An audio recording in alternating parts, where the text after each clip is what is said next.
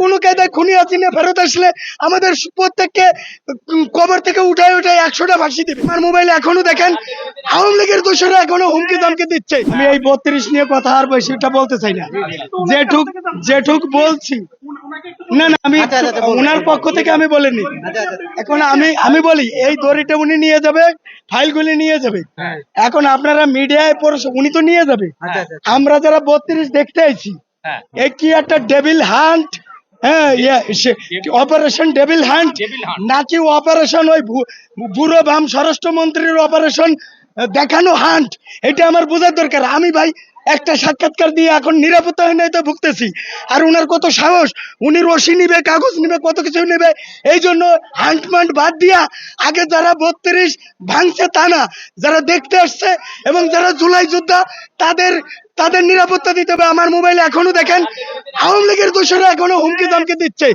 কাজেই এখানে যারা দেখতে আসছে কোনো কায়দায় খুনি হাসিনা ফেরত আসলে আমাদের প্রত্যেককে কবর থেকে উঠায় 100টা ফাঁসি দিবে। মিডিয়ার মাধ্যমে বলতে চাই, এখন মনে করেন কয় ছাগল ভরতে সব তেলে তেলে বুঝবে না বিমানের কালে, গ্রাম দেশে বলে। এখন আমরা এনে দেখতে আসছি এদেশের মানুষ কত ভালো। যদি কোনো কায়দায় আওয়ামী লীগের আবার ঘুরে দাঁড়ায় আমাদের প্রত্যেকের ফাঁসি হবে। এই জন্য অথর্ব এবং প্রেমিক আইন উপদেষ্টা আসিফ নজরুলের পদত্যাগ চাই, এবং তার আমাদের শহীদ রাষ্ট্রপতি জিয়াউর রহমানের সুযোগ্য পুত্র সন্তান জনাব তারেক রহমানের যে মামলায় খালাস দিয়েছিল বিচারপতি মুতাহার সাহেবকে আইন উপদেষ্টা করা হোক। ভাই অনেকেই তো বলে যে বাংলাদেশটা হচ্ছে ডাইনিং টেবিল, যে আসে সেই খাবার খেতে বসে যায়। এই ব্যাপারে আপনি কি বলবেন? কারণ এই ডাইনিং টেবিলে যেই ক্ষমতা আসে তারাই বসে, এই ব্যাপারে যেই মক্কায় যায় সে হাজি।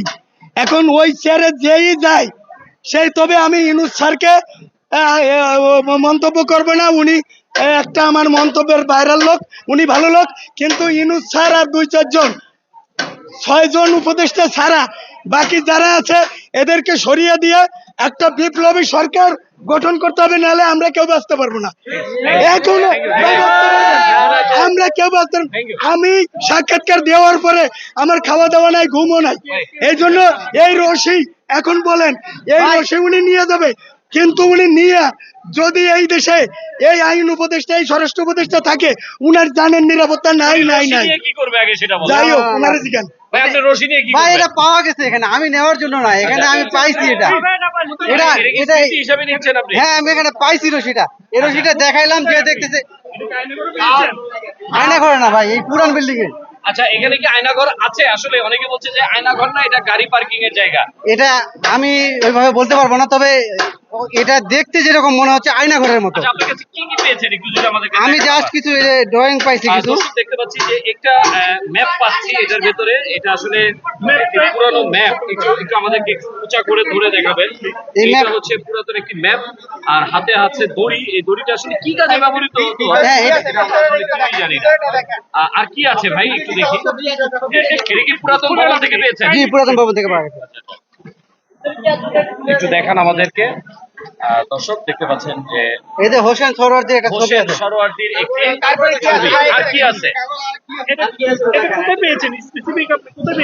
এটা আমি এই পুরান ভবনে পাইছি।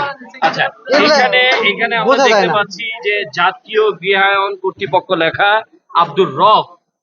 যাই হোক, হ্যাঁ, এগুলা কিছু ছোট ছোট কাগজের সেরা মধ্যে ছিল। কিছু কাগজ নথি। আচ্ছা এগুলো নিয়ে আপনি কি করবেন একটু বলেন ভাই তো? আসলে আমি তো এখানে দেখতে আসছি, হ্যাঁ দেখতে এসে পেয়ে গেছে। এটা পেয়ে গেছি, তো আমার কাছে এটা কৌতূহল বশত যাকে দেখাচ্ছি সে বলতেছে এটা ফাঁসি রশি। তা আমি মনে করতেছি এটা দিয়ে কাকে ফাঁসি দেওয়া হয়েছে, বা ফাঁসি দেওয়ার জন্য আনা হয়েছিল কিনা। আর যদি সেটাই হয় তাহলে এটা দিয়ে ফাঁসি দেওয়া উচিত স্বৈরাচারকে। হ্যাঁ, এটা আমার মন্তব্য। আর আমি মনে করি এই দেশে একটা ইসলামী সরকার দরকার। এই বাংলাদেশের অধিকাংশ মানুষ মুসলিম, আমাদের দেশে এখন পর্যন্ত কোনো ইসলামী সরকার আসে নাই। আমাদের দেশে একটা ইসলামী সরকার দরকার, ইসলাম। এবং আমরা চাই না যে এই দুর্নীতি, বিশেষ করে যারা দুর্নীতিগ্রস্ত, পূর্বে অনেক দলকে আমরা দেখেছি, আমরা চাই এদেশে ইসলাম প্রতিষ্ঠিত হোক, ইসলামের আলোয় সারা দেশ আলোকিত হবে, জাতি ধর্ম বর্ণ নির্বিশেষে সবাই এই আলোতে আলোকিত হবে। এবং আমি এটা রেখে দিলাম, স্বৈরাচার যদি কখনো আসে তাহলে যেন এটা দিয়ে স্বৈরাচারের আপনার কাছ থেকে নিয়ে এটা যেন ফাঁসি দেওয়া হয় হ্যাঁ হ্যাঁ